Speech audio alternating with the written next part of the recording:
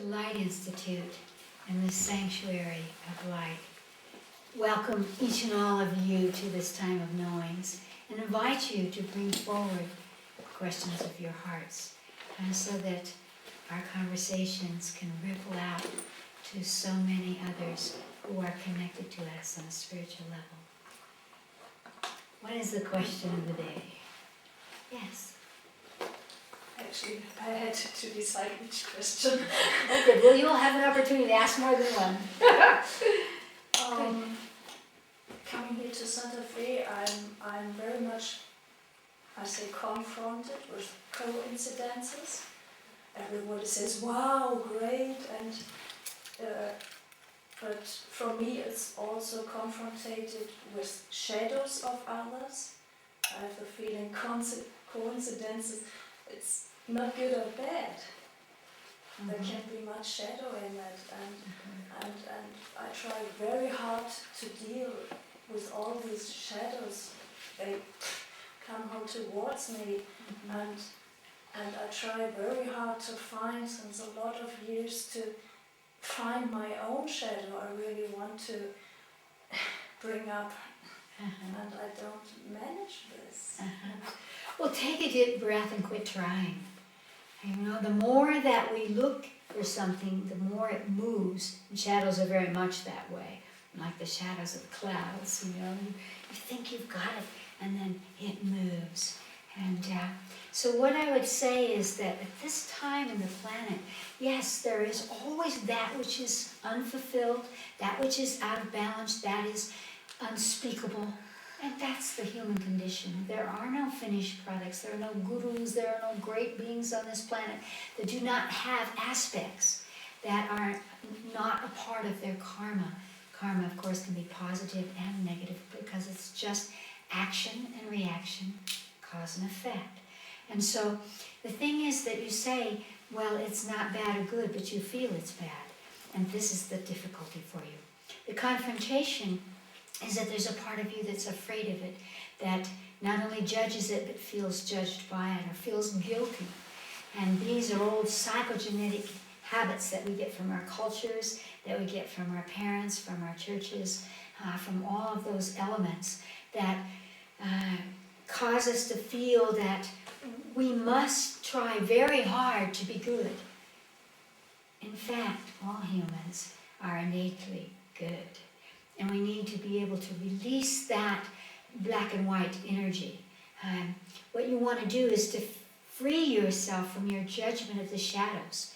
The shadows are simply what is not finished in you, and they are part of the purpose of being here. So when someone comes to you and you feel that shadow, you wouldn't notice it if it weren't a theme that was connected to you.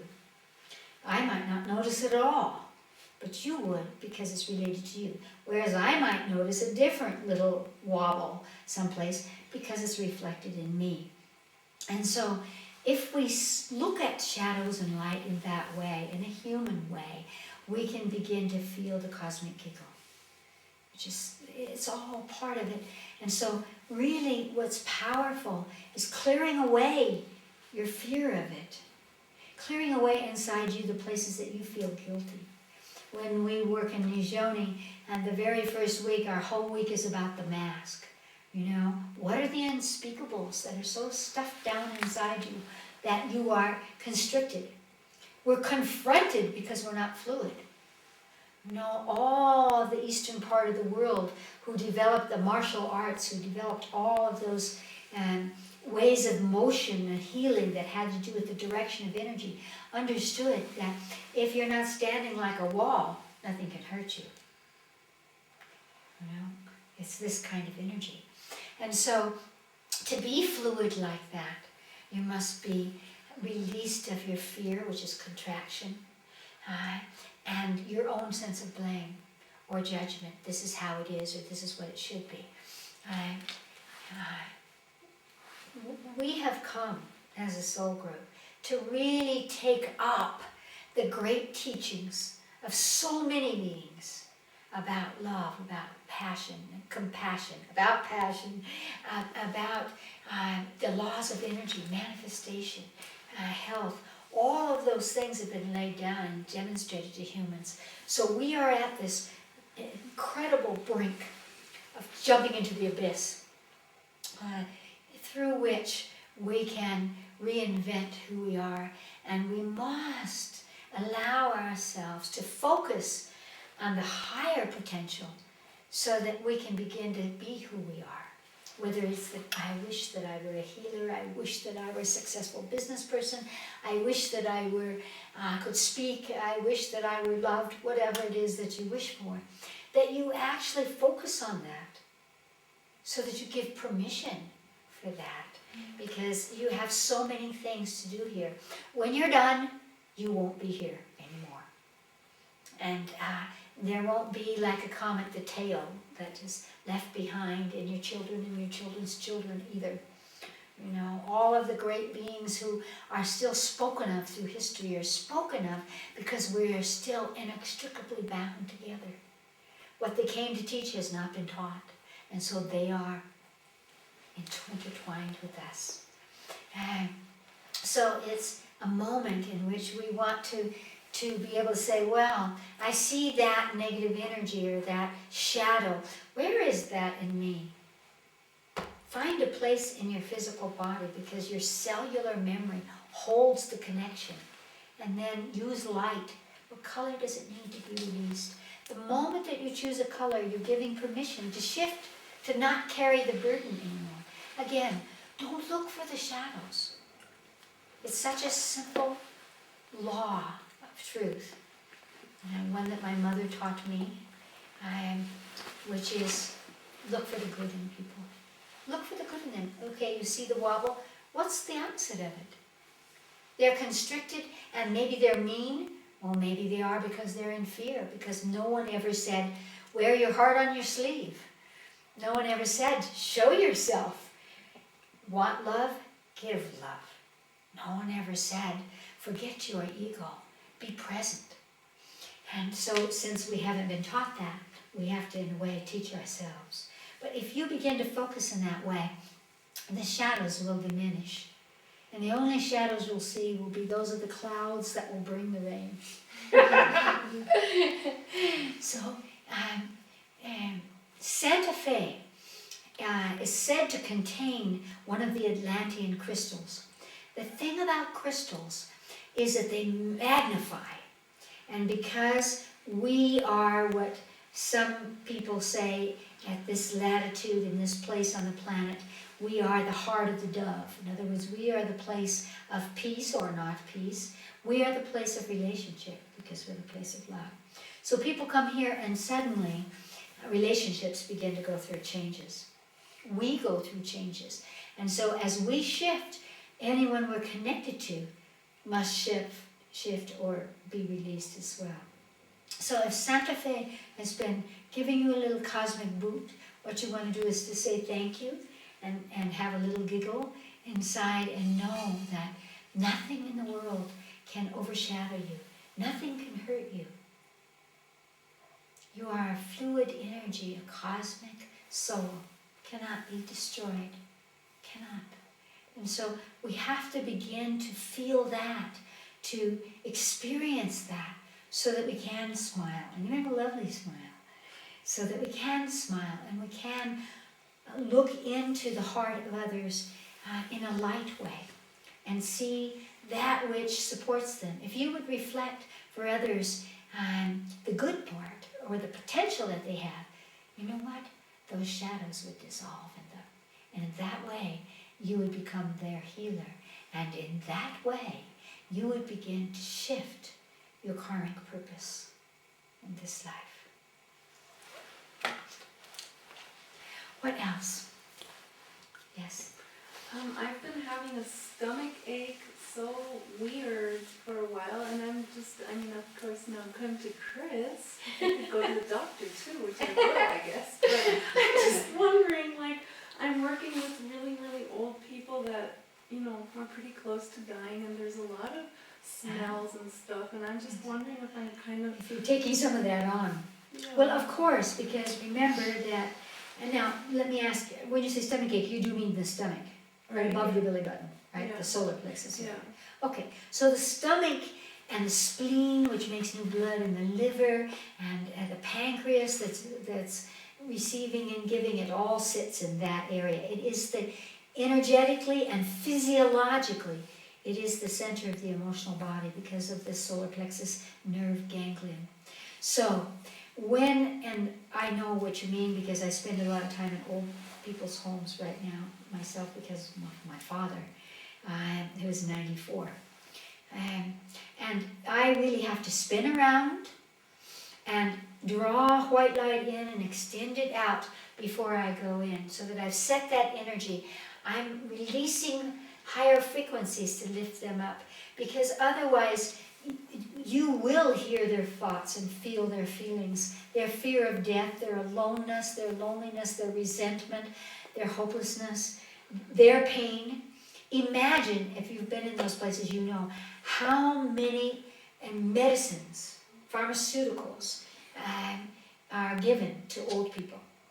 Anyone would get a stomach ache. If you gave me an aspirin, I'd get a stomach ache. You know, imagine taking, some of them take 15 different pharmaceutical pills. And you think the stomach is going to function? No, it's not. And there is an old and wise understanding which says death begins in the colon. So when our liver becomes polluted after many, many years and our intestines become wobbly, we do not, in the small intestine, we do not absorb or digest well, so we do not give that good nourishment into the blood system. We do not release the toxins that sit in our large intestine that back up into the brain that causes us to have trouble in our brain. So all of that pollution that goes on down there is going to influence and back up so that the emotional stomach, as it were, the solar plexus ganglion, is going to be contracting all the time. And so I so honor you for doing that work, but you must not let it touch your body. But it goes right in my nose. Yes, it does, because you can really smell that stuff. You know, I touch. Exactly. I'll give you a little memory that I have of that. I used to be called the nose because I worked in prisons and I could smell what drug anybody taken, what anything anybody's done or taken from a mile away, so they called me the nose. But one time I had a bad accident and it collapsed my left ventricle. And I got on a plane, I was in a foreign country, and at that time they were able to smoke, and they were smoking, and they had been smoking. And it immediately caused me to have little heart attacks. And so I would not have survived the 4-hour flight. I really would not have survived it. But my higher self said, all right, you will only breathe in prana. You will not breathe in smoke, only the prana. And so I sat in meditation, and it was such a miracle to me that after a couple of minutes, while my chest was feeling terribly heavy, where I had terrible pain in my chest, all of a sudden, all I smelled was prana. I couldn't smell smoke at all. And so the whole way there, I just breathed in and out and felt as if I were bringing pure prana into my body. So you want to prepare your body before you go in, and you want to prepare your body when you come out into your own life. Good way to do that is to have an Epsom salt bath or a vinegar shower. Something that actually removes the energy from your skin, because the skin is, of course, the biggest breathing organ in your body. And so by doing that, you will support yourself. And you really want to say also, not only do you want to draw the white light in and extend it out, but you want to say beforehand, what color do I need to be a gift to all these people, and to set them free and to set myself free. And suck that color into you, and the whole time that you're in there, feel that energy. So that when you walk into the dining room, or you walk into the room that they're in, or wherever it is, when you walk in, you completely change the energy of that place. You know, we have the power to do that. I would recommend using essential oils. One that's really good is clove oil.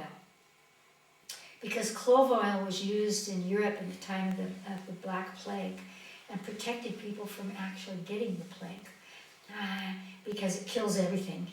But the beauty of it is it actually interrupts the nerve receptors or message systems about pain or squeezing. Because what's happening that gives you a stomachache is that you're squeezing. You're emotionally going, oh dear, and as you're doing that, you're literally squeezing the muscle of your stomach because your nervous system, the fight or flight and the parasympathetic nervous system, both of them are screaming and reacting to that. So if you put clove oil, everyone knows that if you put clove oil in a tooth, it'll help a nerve pain in your tooth. Well, it's wonderful how if you put it in a place of your body, it will do the same thing in about 5 minutes. And also, which is another thing that I would say, is that if you have children, if you have animals, you have parasites. Everybody has parasites. So another thing that I use clove oil for is a couple of drops in water once or twice a day will again strengthen your intestines and kill any bad guys, any bad parasites that are in there. And also doing liver flushes so that again the liver isn't having to purify or to rebalance all the toxins that you're being exposed to in there. And as you do these things for yourself, extending the light, all these things, you will begin to lift into that level that separates you in a way so that you're never vulnerable. It's funny how, doctors or healers, they never get the diseases, even when they're communicable, of the people that they're around. Because in their consciousness, they're the doctor. They're the guy up here. They're not in the fray. They're not in the soup. So it never enters their consciousness to be that they're exposed. So the more that you rub something on their stomach, the more that you extend that energy out, the more you will lift up and you will quicken in such a way that your whole body will go, it's not mine. It's not mine. Their imminent death is not yours. And you're not in there to save them from it. You're in there to bring light and smiles to them and comfort them so that what belongs to their karma belongs to them. And of course, whenever we help others, we are helping ourselves. We are balancing our own karma to do those things. But you do want to weigh after a while. If you've been there for a year, if you've been there for 5 years, after a while there may come a time when your higher self says, "That's all. That's it." That happened to me. I worked in the physical, let's say, the physical field for a long time with a lot of death, a lot of tragic deaths, and violent deaths, and all kinds of deaths. And finally, my higher self said, "That's it. You're done. Now, do the next level."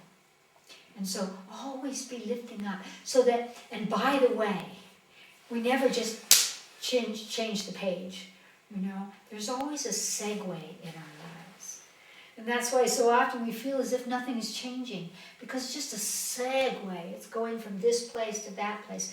There is nothing new in the universe that comes from nothing.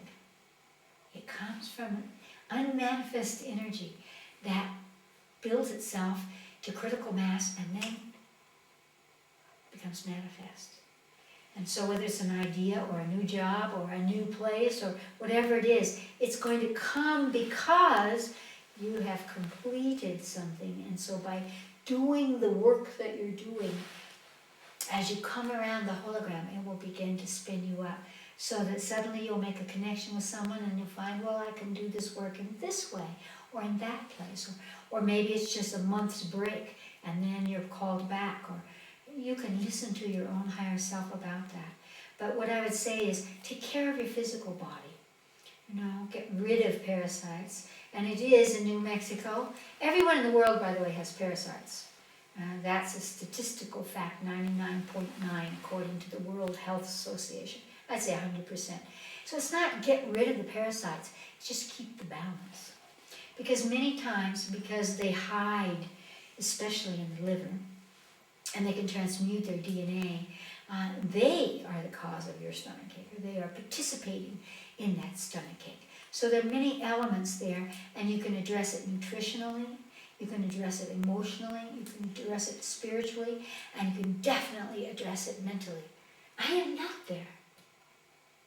I have come to bring happiness. I have come to give something, to brighten someone's day, and to know that you are doing that your presence does do that.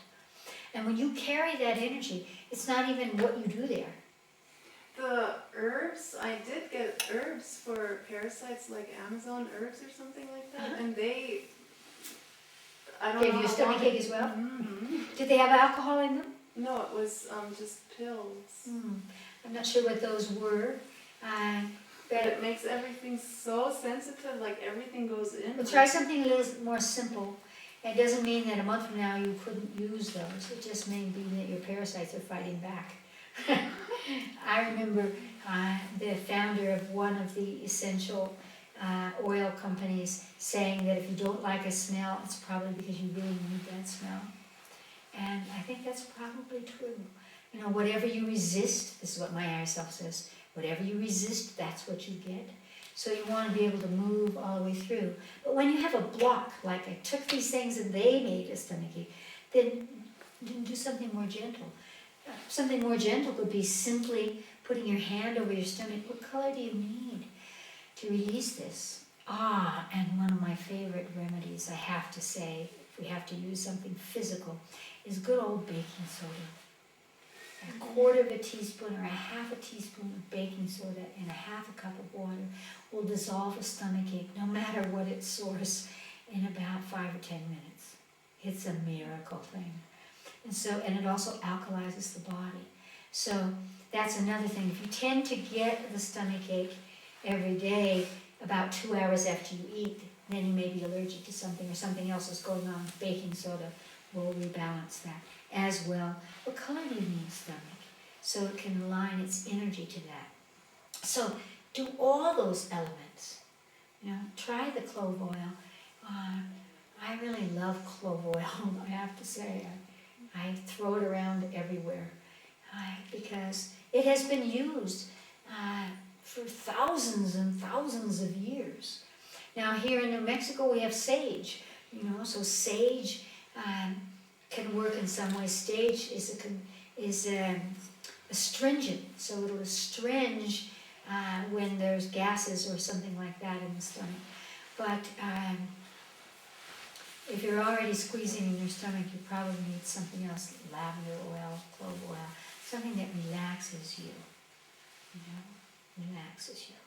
So now the Chinese would put sage on your stomach and light it, and let it burn in a little cone, compressed cone of sage. And you can find those kinds of sticks as well. They even have sage sticks. You could just pass them over your stomach, and that is helpful. Anything that you do or think or focus on will change you. It will change you. And so by using all of those, and I'm loving seeing you smile. I haven't seen you smile in a long time. And even laugh. It's spring, it's spring. Let there be laughter. So use all those things and remember who you are and why you're there. And again, sending color to all those people before you go in will help you to realize and to be that being in there. Until you hear that word, that little saying, that's it. And when that's it, that's it. Listen to your inner voice.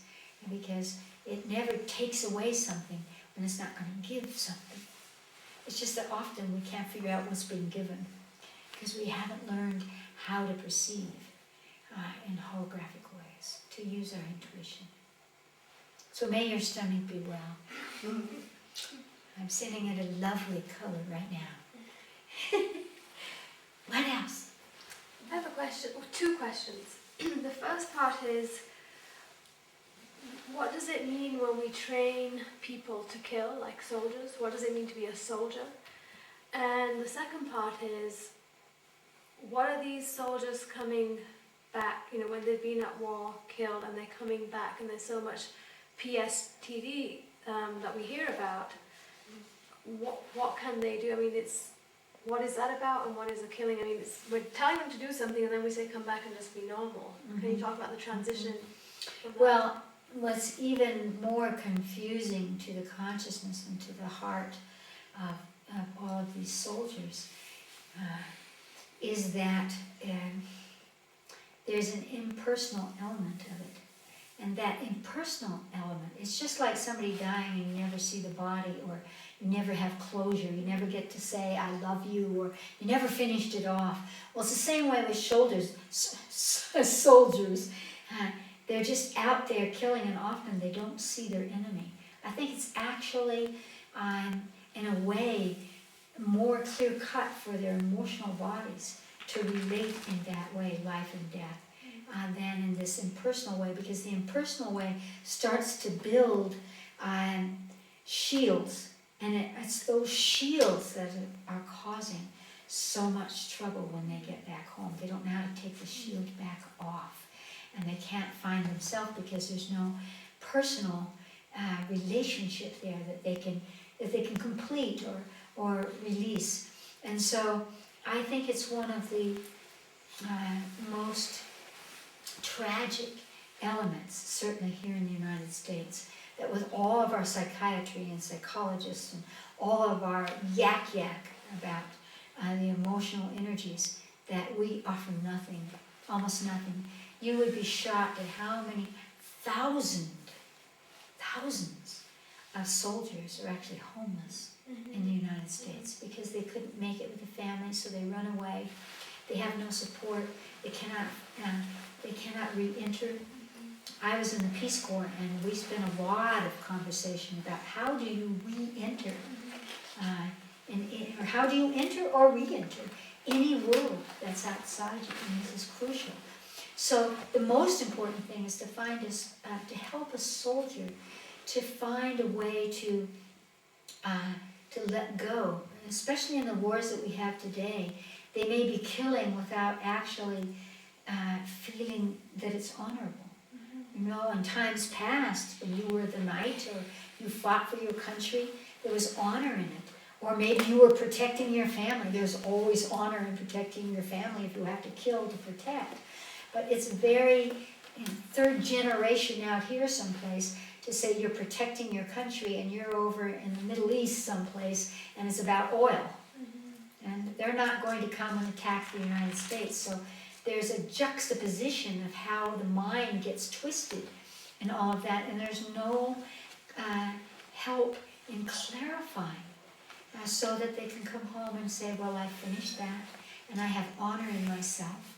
I did my duty, and we give them something else. They should be, not to use the word should, it would be in balance to give them something that supports their next octave. You know, whether that's education, which we say, oh yes, we give them the GI Bill. Well, you have to be able to live while you're doing that. So this is a completely out of balance aspect. And the truth of it is, and we want to honor soldiers everywhere in the world, that they are on a spiritual level teaching the rest of us that killing does not suit humanity, that brother against brother, all of that kind of energy, God against God, does not serve the evolution of humanity. It is not humane. And we have to find other ways, and there are other ways out of war. But that necessitates all of us participating in ways that we have been hiding from up to this point. So I think that right now is a good moment to just practice what I'm talking about and send light to homecoming soldiers. That doesn't matter whether that's in the US of A or Russia or Turkey or wherever, or Greece or wherever it is, that they find a sense of themselves. They can reinvent themselves, because all of you know it's impossible to come back to what was. You go on a trip, you are not the same when you return to your countries. You have a relationship. You never go into the next relationship in the same place. You go back home where you own a home when you've been gone. It will never be the same. It cannot, because all that is moving continually, eternally, pulsing with the forces of evolution. So please, let us do an exercise in consciousness that, again, Navjeet and Gwen offer as well. Close your eyes. Now ask all the soldiers returning home, whether they were in active duty or when they were in just administrative duty, they're still a part of warring.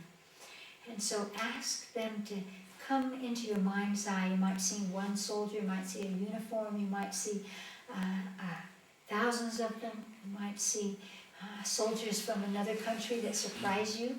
So take a deep breath now and just see what soldiers come into your mind's eye.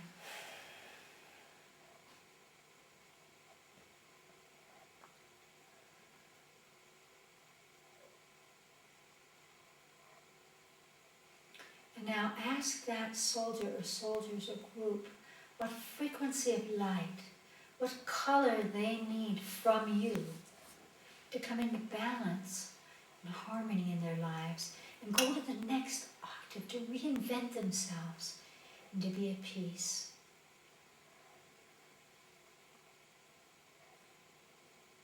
Take the first color that comes into your consciousness and imagine that you are drawing it from the cosmos down through the top of your head, into your stomach, your solar plexus, and laser that frequency of light to them.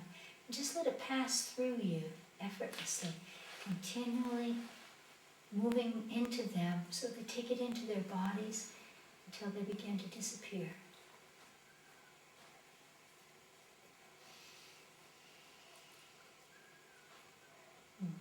When they disappear, just take a deep breath and open your eyes.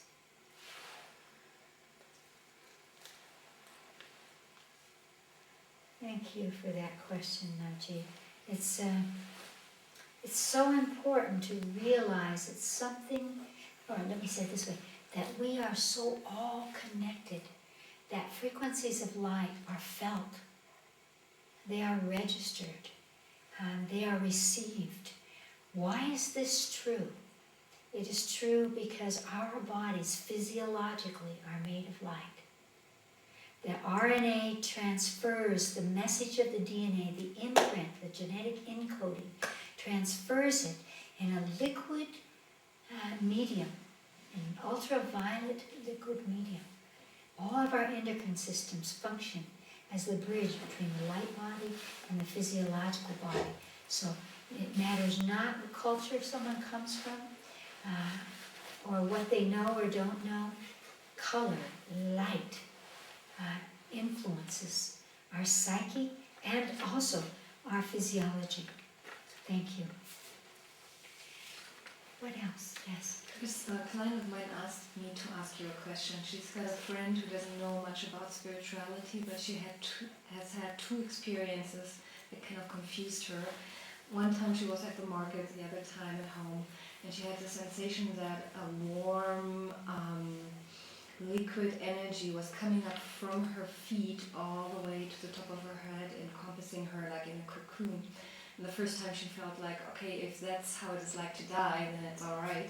But she doesn't really know what it is about, so she was wondering if you had Well, the first thing that I would say to her is congratulations, because we all have energies that are coming into us all the time, but we don't notice them because we're talking heads, because we're not actually wandering around in our bodies, And so at that moment, maybe at the market or in her home, there was a part of her that was connecting to the earth energy.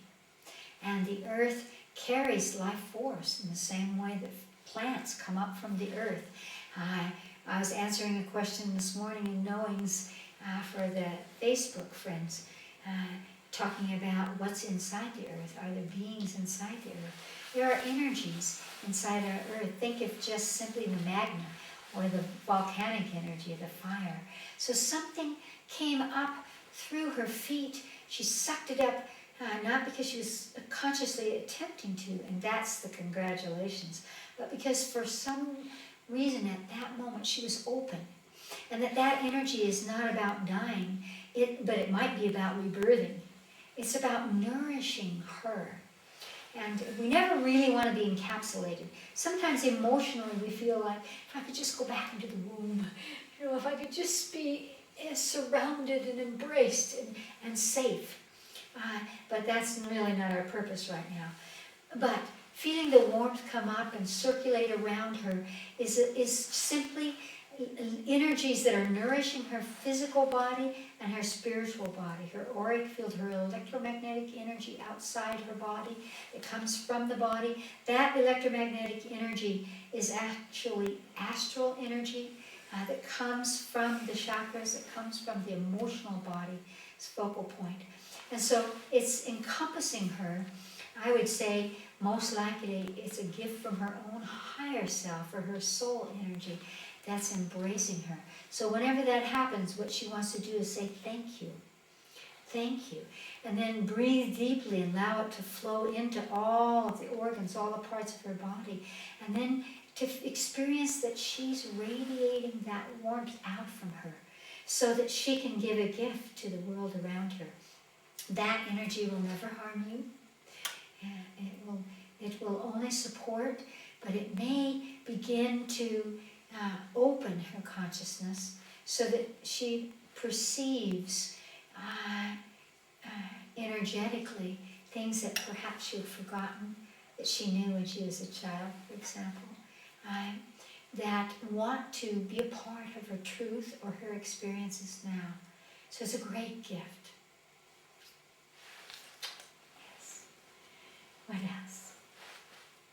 I also have a question from a couple of Lyme Institute friends. Yes. They both have Lyme disease. Yes. And they're wondering if you can speak to that, the themes of the disease, how you can help it. It's a very important one because Lyme disease has started to take on huge proportions in the United States, especially in the West Coast and the East Coast where there's damp and green and moisture, where ticks that carry it like to live. First of all, let me say that not all ticks carry Lyme disease,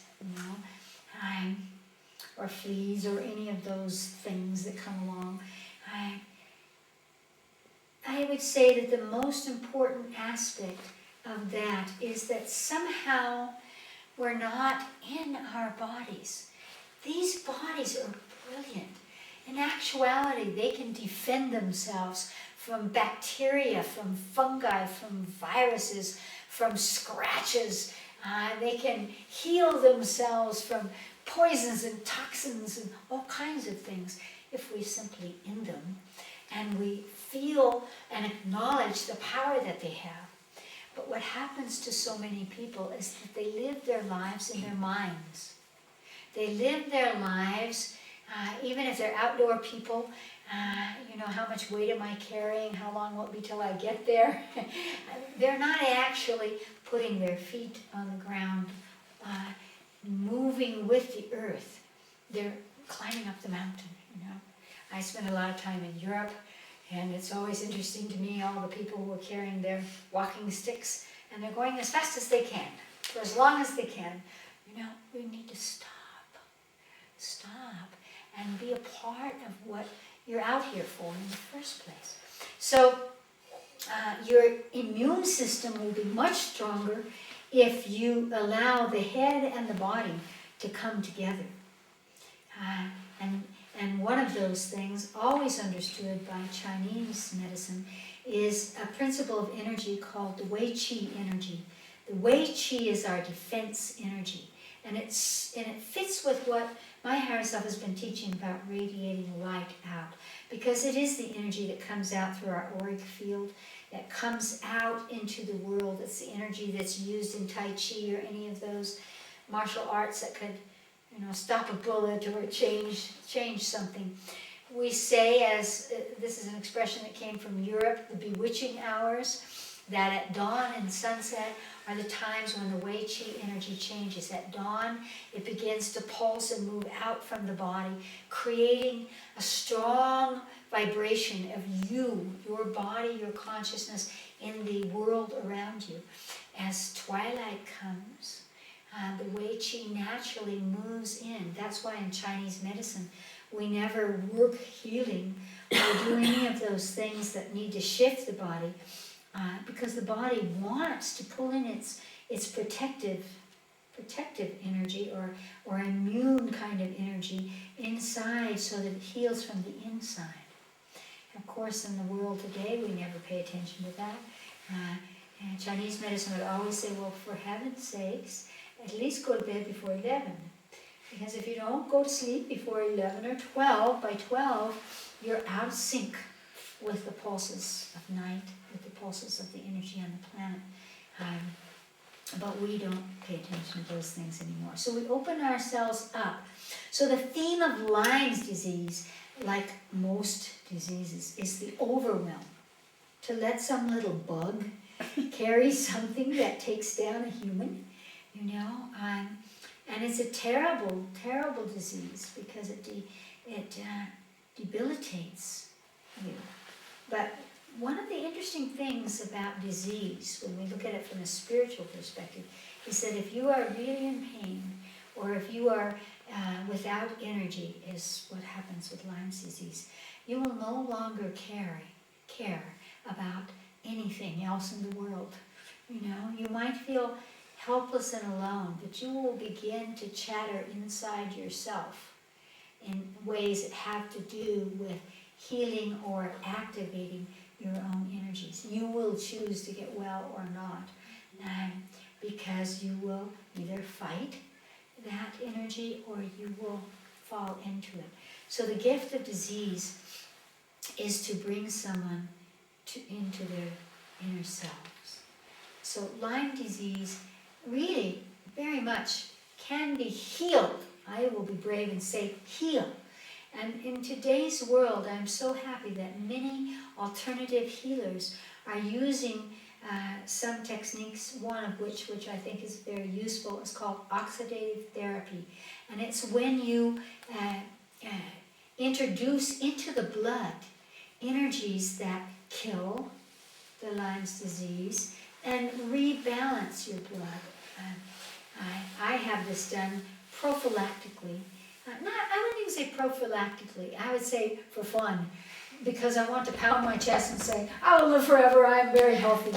And the machine that is used for me has ultraviolet light. Ultraviolet kills bugs.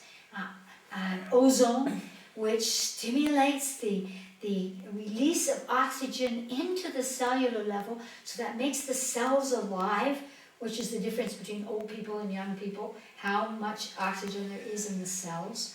And laser, which again zaps or realigns the energy, awakens you to radiance, because that's what laser light is. It is light that is faster than we can see. It's white light. And so what I have done is I have a little blood taken out, I have it ozonated, fiddled with, shaken around a little bit, put back in, and in that way my body is nourished. So I would recommend anybody who has Lyme's disease to start with oxidative therapy. Some doctors use huge amounts of vitamin C, the Myers cocktail it's called, so they inject the vitamin C into the body. That's very supportive in mass dosages. But again, with that, whether you're taking a medicine or you're drinking something or you're having something go on with your blood, your consciousness needs to be, this is for you, body. This is for you, body. And it makes all the difference in the world. Your body will align to that immediately. It will receive it, and it will use what you give it. and it will make itself well. After all, if we're not sick, on some level we're choosing it, not because we're bad or we're weak or we're not spiritual, but because there's a purpose in it. As soon as you get the purpose of it, the disease will go away. There is no disease that cannot be shifted. And that's something that we need to begin to focus on. I'm actually doing a book. Heaven knows when it will come out, but it's called Potential Body. And it's about not just, prophylactics or prevention, but it's about how we can nourish our body. And it's 1,000 different aspects or technologies that I've learned from around the planet, ways that we can actually do something that allows the body to get the message from many, many cultures. It's mostly a photographic book, so send light that gets out for this year, and let the Lyme disease disappear because it's not needed. So what I would say is trust your body, command your body every night when you go to bed. And this is a silver mind control technique. You could do any variation of it. We use light at the Light Institute. We think that's the most powerful. But I always loved silver mind control technique. At the count of 5, I will wake up in perfect health. 1, 2, 3. At the count of 5, I will wake up in perfect health. 4, 5. I will wake up with perfect health. What are you doing there? You're using the power of the mind to control the body. And that's the way the energy works. Mind influences the physical body. Now, emotion, the emotional mind, completely overrides the mental mind. And that's why it's so important for us to look at the emotional aspects of any experience we have, so that we know how to come to the most powerful focal point of what we want in life. We're not here to be sick. We can get rid of it. Thanks. What else?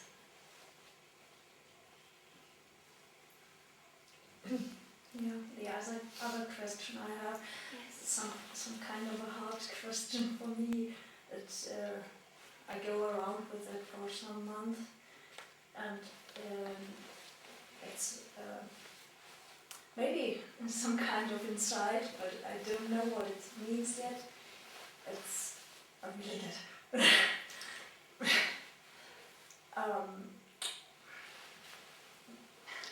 Speak it out. When we speak things out, it really begins to shed that armor. I have the feeling that the humans they are thinking of developing and of in the Christian religion of salvation, and for me it's coming so strong to me. Not the humans needs salvation, God needs salvation. Yay! I applaud you. Take a deep breath and know that this is true. But what God needs salvation? Only the God we've created. I wrote a big book called The Evolution of God. And you should take a look at it. In one chapter I'm talking about our connection to God. I'm talking about prayer, how prayer is always about supplicating. Please God, make this person well. Please God, help me. Please let me get this. Let me whatever it is. And it's never about, let me pray for God. And that's what you're talking about. Let me pray for God. And the prayer that I would offer for God is let God evolve. So God doesn't have to be a male, doesn't have to be a Christian guy on a cross. A guy on a cross is not my idea of God. And I know that, for example, Jesus the cross, if this is true, and by the way, thousands of people were put on the cross at that time because that's the way they did it. In the same way in today's world, we do in our prisons, death by injection. That's the way they did it at that time. So we don't have to be breathless about that. The only point of that would be the demonstration that we are more than our physical body. It was never about feel guilty because it's your fault I'm on the cross. All of that chatter comes from humans who are confused. And there's a whole history, which I describe in that book, about our sense of God. You know, it's 2,000 years later. It's really time for us to take Jesus off the cross and begin to say, hey, Jesus, how'd you do that breaking of bread? Let me try it. You know, how do I love unconditionally? How do I heal the sick? And something I've been working on for a long time, how do you walk on water? Why would you want to bother walking on water? Because it would really influence you to know that matter is not what you think it is. That life is a miracle. And so we need to begin to practice the great teachings of all the gods, avatars, prophets, whoever gave us a good idea, so that we can become God, so we can become that. Jesus didn't say, cry for me, beat your breast. He said, do what I did and you'll do it better than me. But nobody ever told us that we should try. And so, every time I look at a loaf of bread, which a lot of people in the nutritional healing world say if you're going to eat wheat, you're going to be sick. So there's that problem with bread. But when I look at bread, I often do this. I actually once had the experience of saying, I'm breaking the bread because I didn't have enough bread for a party and I had bread left over. I can't tell you how it happened. I just went around doing this. But I know something, it's not me, but something moved through me and did it. And that imprinted me. Oh, like firewalking. If you can do this little thing, what else can you do with it? If you can walk across fire, can you break the bread? Can you heal the sick? Can you love unconditionally? Yes, you can. And so you are absolutely right. But what I would say to you is allow your consciousness, allow your higher self, the intuitive essence of your soul, to begin to whisper to you, what would that prayer be like? What would that salvation of God be like? For me, it would be getting rid of the two-leggeds. Two-leggeds are humans, going beyond the karma of, I have to hang out with these humans who can't figure it out. So that we can move up to be more godlike, if you will, and the gods can move on to whatever awaits them, because evolution will never end. There is one purpose of life. One purpose. It's the evolution of the soul. What does that mean? It means that the soul, which is divine, evolves and must evolve. And so you are the carrier of the God energy. So you needn't cry, but you need to look at the word salvation. It's a very nasty word, really. We should get rid of the word salvation, because it always means you are bad, and how will you be saved? And God, Jesus, nobody else needs you really to save them. They don't need it in the highest frequency of spiritual truth. But we humans are about to get a great catapultic leap about God in the very near future, because we're moving off the planet. And as we move into the cosmos, we will unshackle ourselves from that quaint little idea that God, of course, is in human form. And excuse me, but where does that leave women? I have not a man's form. Am I not godly? I am, and so are you. So we need to make some changes, and I congratulate you, because you are, therefore, an evolved being, because you're willing to look at that. Look at it with laughter. Look at it with knowing. And feel the truth which sits inside you. What else can we into the final round. Yes. What do you think is going to happen December 21st? Oh, probably nothing. Depends on how focused we are on time and space. How many times in the last few years have we said, this is when it's all going to come together because the planets are doing it, because the prophecy says so. But the giggle is that we are galactics and we are in a galaxy, and the galaxy doesn't function on human time. The Mayans were given a certain kind of time, and then it was over. And we started the next cycle because the galactics went away and they're not on our time system. So just like Christmas or whatever, we can atone, or we can make something seem, we can funnel it down to something. So probably on that day, nothing will happen. Will something happen the week before? Is something happening now? Or will something happen the next month? Possibly. Is that because it was prophesized? No, it's because it's a potential.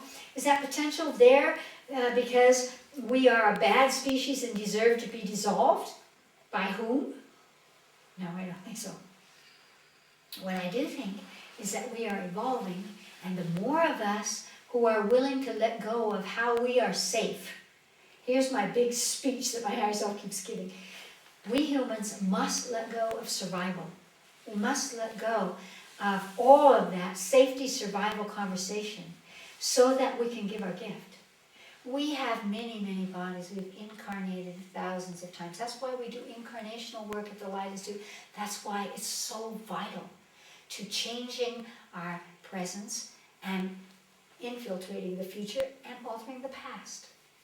Because incarnations of the soul, like the timeline on this planet, are, and like our DNA, pulse, they're liquid, they change.